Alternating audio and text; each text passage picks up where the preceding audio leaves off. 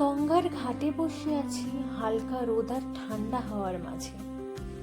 হঠাৎ পাশে এসে এক ছেলে বসলো আর ফোনটা রেখেই নিজের মনে মনে কি বলতে থাকলো। বুঝতে পারলাম কোনো কিছুতে খুব রেগে আছে। জিজ্ঞাসা করতে সে বলে উঠলো, জানেন তো ভালোবাসা বলে কিছু হয় না, মেয়েরা চেনে শুধু টাকা। বলে চলে গেল। আমি আবার গঙ্গার জলে মনোনিবেশ করলাম। ওনার এই কথাটা মাথায় ঘুরছিল।